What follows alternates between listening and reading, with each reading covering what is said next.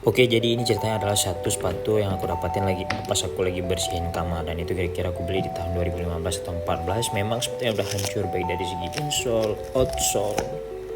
Tapi sepatu ini banyak membangkitkan kenangan di tahun 2015 atau 14. Jadi kira-kira menurut kalian bagus dibuang atau disegarin lagi ini sepatu?